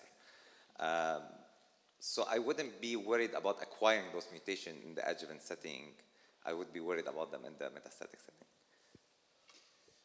Just to add to that, from PADA1, I mean, those were patients that were developing ESR1 clones on an aromatase inhibitor and CDK4/6. But we also have data from other studies that show that patients with ESR1 mutations can still respond to an AI and CDK4/6. We have also currently studies with novel SERDs in the adjuvant setting, either upfront or switch. So definitely, I think in the future, the landscape is going to change, but they will not replace adjuvant aromatase inhibitors, as some of these adjuvant studies are allowing patients to stay on our adjuvant CDK4/6 inhibitors. So you would give the ILC patients also the CDK4/6 inhibitors in the adjuvant setting? I would, based on their stage. I mean, for Abema, it's a higher stage. For Ribo, it's stage 2, stage 3. In Belgium, we don't have access to adjuvant Ribo. We have access to adjuvant Abema. So I don't differentiate between lobular and NST when I give adjuvant Abema. Okay. Thank you. Hello, and thank you very much for fabulous talks. They're very inspiring. One of the things that concerns me as a patient is that 40% of us, at least, I think, get ESR1 mutations. And you're beginning to talk about new drug combinations, which are absolutely brilliant, but they always seem to be tied to fulvestrant. And if fulvestrant is effective, then why is there a race to get out lasofoxafen, elacestrant, camizestrant, and in toxicity reasons, camizestrant has already been tested at 150 and 75 milligrams, so less toxicity, it's just as effective at both levels. And you've got imlunestrant. I mean, there's lots of zestrants. And it just concerns me why we're tying everything to fulvestrant, and when are we likely to see a change? Because it'll be very interesting to see those wonderful results. I looked at your monotherapy, Professor Bowes, and I looked at your one with fulvestrant as well, and both results were good. And I thought, well, how would that change if you were able to swap out fulvestrant for a new, different, even maybe personalized, because, for example, lasofoxafen has an exquisite sensitivity to Y537S. And so if your ESR1 patients could benefit from that, and generally in trials going forward, is this something we can ask for? I know there's lots of trials already with these drugs, but I just see a lot more coming out with fulvestrant, and it's something that concerns me. So if you could put my fears at rest, that would be brilliant. Thank you. So, wonderful question. So let me give you a view into two aspects of clinical trial design, or clinical trial or drug approval.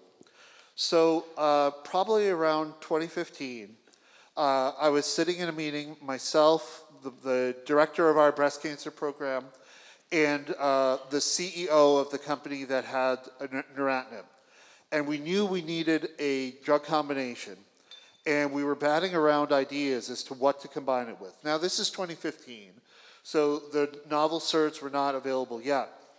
And the CEO of the drug companies was saying, you know, the ideal candidate to combine neratinib with would be a drug that's already FDA approved for metastatic breast cancer, because it is a simpler process to add to an approved drug.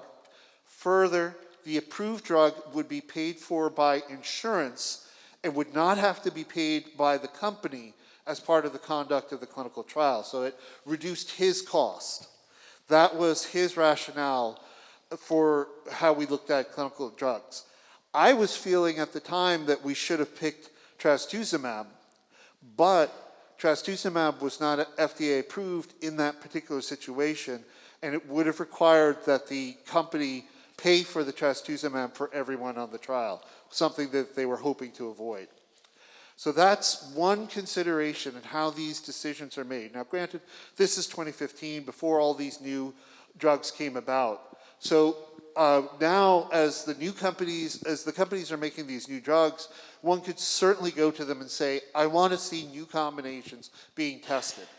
But you have to also realize the next thing that the drug companies are thinking about after cost of the trial is regulatory approval. What is the regulatory body, the FDA in the US or the EMA here, what is their bar going to be? How are they going to judge this clinical trial? Are they going to give it regulatory approval? And in the regulatory approval, they want to know two things. Is the combination safe? And is the combination effective above, the individual drugs themselves? And so that are going to be things that drive the trial design and drive the decision making. Now, one could say, why do we have to do all this? We know that drug A works for this mutation, drug B works for that mutation. Why don't we just put them together and give it to the patient? And I would say, please, please, please don't do that. The reason is, when you start making untested combinations, putting them together for an individual patient, you risk toxicities that are unpredictable. You don't know what you're doing. And there was a professor in North Dakota, somewhere in the western US, very senior guy, who was doing this with the help of a pharmacist. It was quite questionable.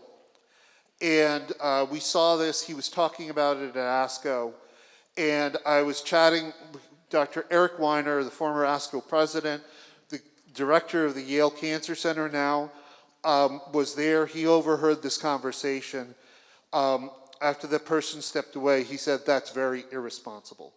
So we cannot just pick drugs off the shelf, combine them together.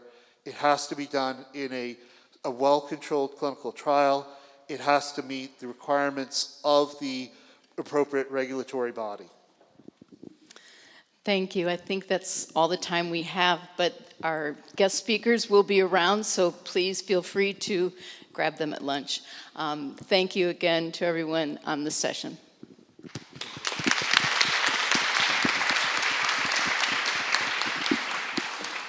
So thanks again, everyone, for this beautiful morning session. Just some